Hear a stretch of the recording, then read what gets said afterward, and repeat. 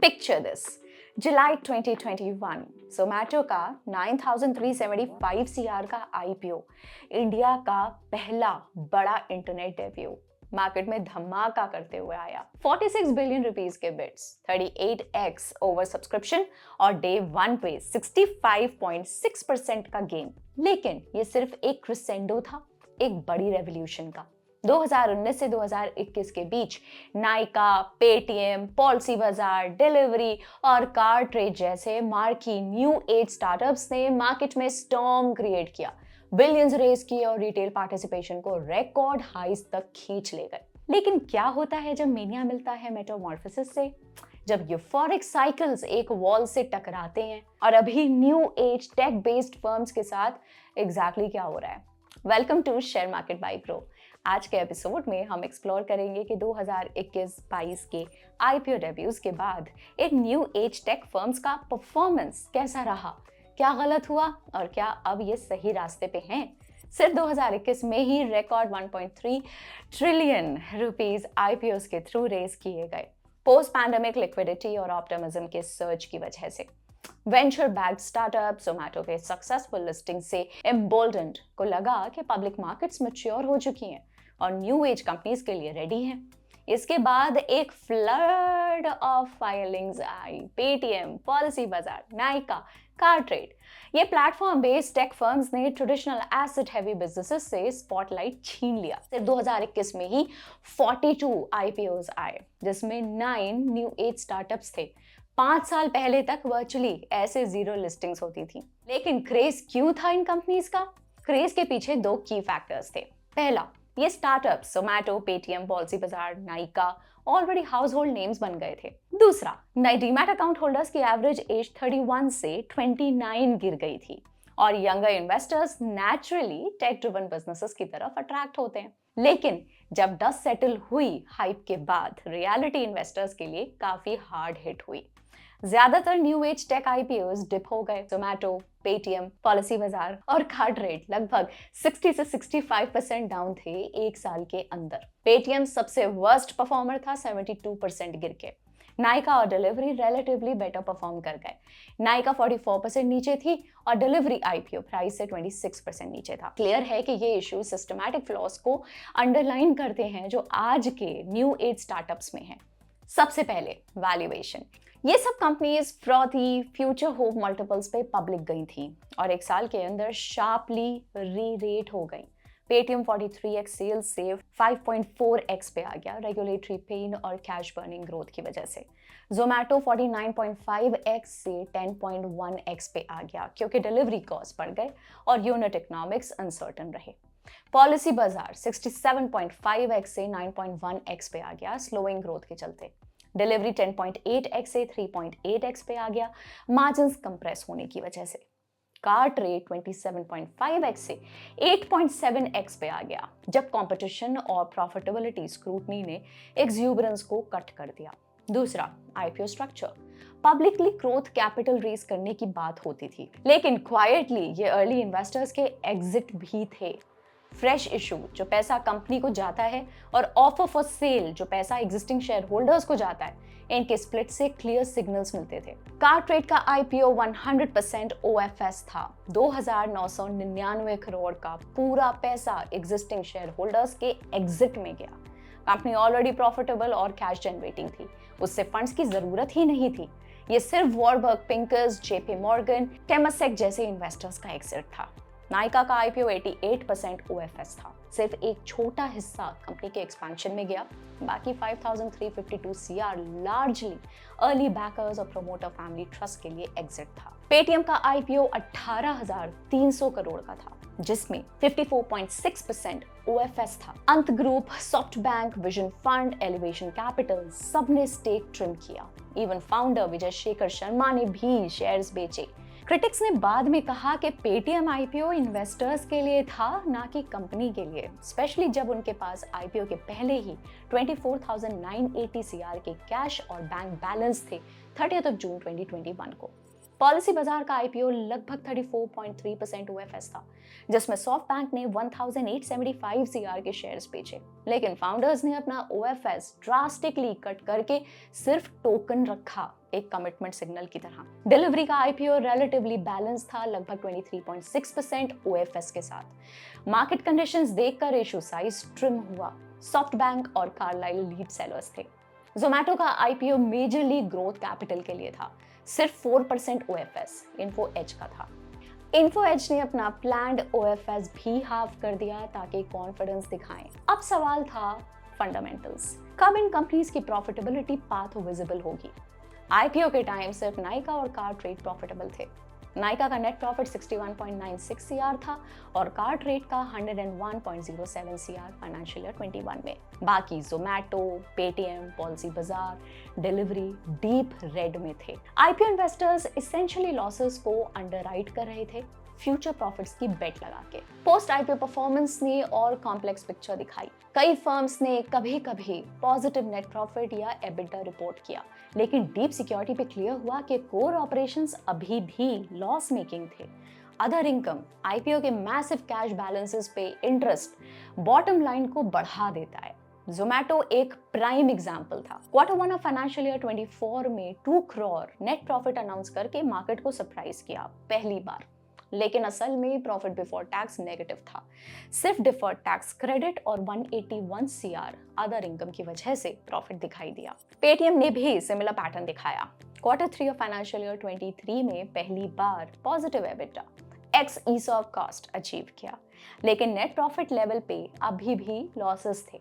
उनका other income, IPO cash पे interest numbers को बूस्ट करता था। हाँ, कंट्रीब्यूशन मार्जिन 5.7% आईपीओ टाइम से 50.8% तक इंप्रूव हुआ 2023 तक, एक रियल प्रोग्रेस साइन। लेकिन इंटरेस्ट इनकम के बिना नेट प्रॉफिट शायद अभी भी रेड में होता। इंटरेस्ट इनकम यहाँ क्यों इरेलेवेंट हो सकती है? क्योंकि इंटरेस्ट कमाना बिजनेस का मेन प्रॉफिट नहीं है, वो इसके लिए काम नहीं करते। इंटरेस्ट तो बस एक साइड इनकम है, ये कोई ऑपरेटिंग प्रॉफिट नहीं है। पॉलिसी बाजार के लिए प्रॉफिटेबिलिटी फाइनेंशियल ईयर 23-24 तक दूर थी। फाइनेंशियल ईयर 22 और 23 में एनुअल लॉसेस रिपोर्ट हुए, लेकिन Q3 ऑफ फाइनेंशियल ईयर 24 तक एक छोटा नेट प्रॉफिट आया 37.23 सीआर का। लेकिन अगेन कोर ऑपरेशंस अभी भी लॉस मेकिंग थे। 870.89 CR revenue versus 925.91 CR expenses. Profit का क्वेश्चन 93.61 सीआर अदर इनकम था।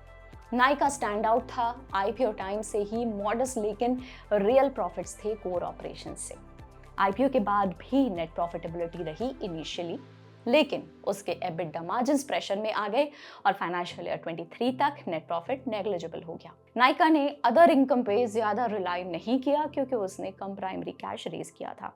नाइका के केस में प्रॉफिटेबिलिटी जेन्युइन थी, लेकिन इतनी हाई नहीं थी कि मार्केट वैल्यूएशन को इम्प्रेस कर सके। अगला है कार ट्रेड, जो लिस्टिंग के टाइम प्रॉफिटेबल था। उसके प्रॉफिट्स काफी हद तक अदर इनकम से बूस्टेड थे। Core operations almost break even के आसपास ही रहे और रेवेन्यू ग्रोथ भी डल थी।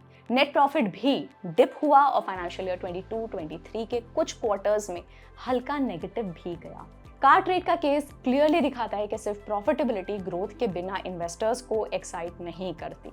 स्टॉक फिर भी काफी गिरा क्योंकि प्रॉफिट ने लिमिटेड ग्रोथ पोटेंशियल पे फोकस किया। इस तरह आईपीओ रोड शोज में दिए गए ऑप्टिमिस्टिक प्रॉमिसेस और एक्चुअल आउटकम्स के बीच गैप स्टार्क था।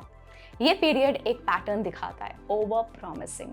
रॉक की जर्नी देखने के बाद अब चलिए देखते हैं कि कैसे ये कंपनीज अब कम बैक कर रही हैं और नॉर्मलाइज ग्रोथ की तरफ स्टीयर कर रही हैं। आईपीओ के 2 साल बाद और फाइनेंशियल ईयर 25 तक कुछ कंपनीज में एक पार्शियल टर्न अराउंड देखने को मिला, इंप्रूव्ड अर्निंग की वजह से। इटर्नल लिमिटेड ने सबसे ड्रामेटिक टर्न अराउंड दिखाया।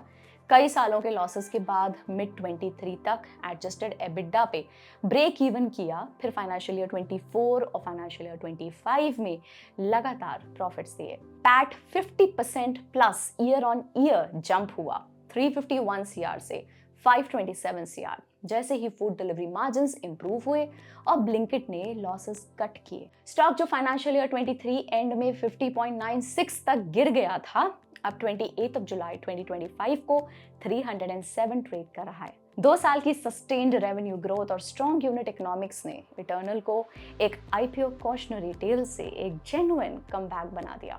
पेटीएम 197 कम्युनिकेशंस, जिसके आईपीओ के बाद स्टॉक 75% गिर गया था, फाइनेंशियल ईयर 25 में क्लियर टर्न अराउंड दिखाया। Economic times Q4 financial year 25 में एबिटा पॉजिटिव हुआ और पैट लॉस सिर्फ 23 सीआर रह गया। Q1 के 840 सीआर लॉस से बहुत नैरो हो गया। Q1 ऑफ फाइनेंशियल ईयर 25 में 123 सीआर का पहला प्रॉफिट भी रिपोर्ट किया। लिस्टिंग लेवल से अभी भी लगभग 44% नीचे है, लेकिन डिसिप्लिन ग्रोथ ने नैरेटिव शिफ्ट कर दिया। Worst IPO in a decade से जेन्युइन टर्न अराउंड तक। पॉलिसी बाजार यानी कि पीबी फिनटेक ने भी अपना स्लंप रिवर्स किया और फाइनेंशियल ईयर 25 ब्लॉकबस्टर डिलीवर किया। रेवेन्यूज 45% जंप हुए, पैट 64 सीआर और फाइनेंशियल ईयर 24 से 350 सीआर तक जंप किया, 448% सर्ज। न्यू प्रीमियम इशुएंस लगभग 45% ग्रो हुआ। स्टॉक जो 2022 में 400 से 500 रेंज में था, 2024 में लगभग 177% रैली किया और अब लिस्टिंग लेवल से 55% ऊपर है। Cartrade टेक आईपीओ के टाइम प्रॉफिटेबल था, लेकिन स्टैग्नेंट रेवेन्यू की वजह से स्टॉक पहले साल 60% गिरा। फाइनेंशियल ईयर 25 ने टर्निंग पॉइंट दिया। रेवेन्यू 31% बढ़कर 641 सीआर हुआ और पैट 627% सर्ज होकर 145 सीआर तक, highest ever. OLX India acquisition और स्ट्रॉन्गर यूनिट इकोनॉमिक्स से लेवरेज इंप्रूव हुआ। एडजस्टेड एबिटा भी 46% ऊपर गया। लिस्टिंग के बाद 2023 तक स्टॉक काफी स्टेडी रहा, लेकिन अब 18 जुलाई 2025 तक 2066 रुपीस पर ट्रेड कर रहा है, अपने लिस्टिंग प्राइस से 22.6% ऊपर। नाइका आईपीओ में रेयर प्रॉफिटेबल यूनिकॉर्न थी और फाइनेंशियल ईयर 25 में भी प्रॉफिटेबल रही। रेवेन्यू 24% जंप होके 7,950 सीआर, पैट 81% जंप होके 72 सीआर। जीएमवी 25% ग्रो हुआ, लेकिन नेट मार्जिन सिर्फ 0.9% ही रहे। स्टॉक फिर भी अंडर परफॉर्म कर रहा है। 18 जुलाई 2025 को 208.75 रुपीस ट्रेड कर रहा है, लिस्टिंग से 38% नीचे। लास्टली डिलीवरी फाइनेंशियल ईयर 25 में पहली बार एनुअल प्रॉफिट दिखाया, 162 सीआर, लेकिन अंदर की बात लगभग 230 CR profit depreciation method change से और 442 CR other income, mostly deposit interest से आया।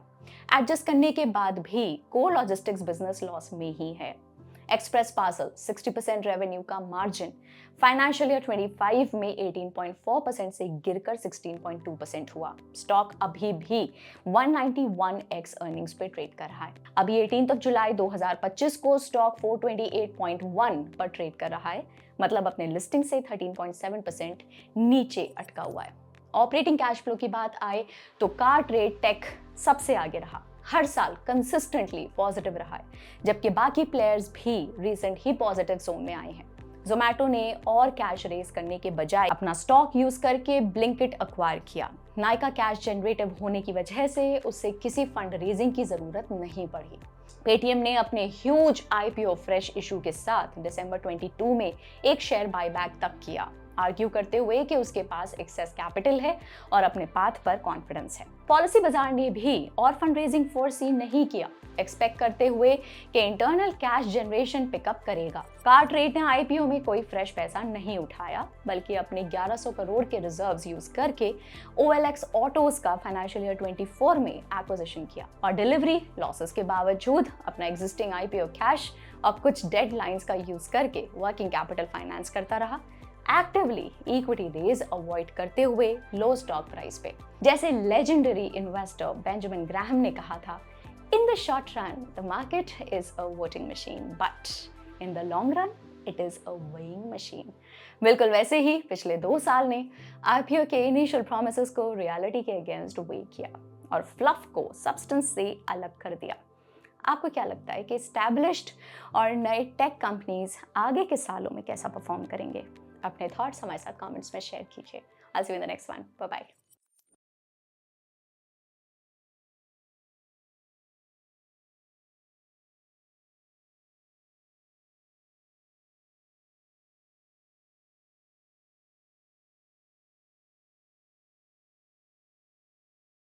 Investment in securities market are subject to market risks. Read all the related documents carefully before investing. Please read the risk disclosure documents carefully before investing in equity shares, derivatives, mutual fund, and or other instruments traded on the stock exchanges.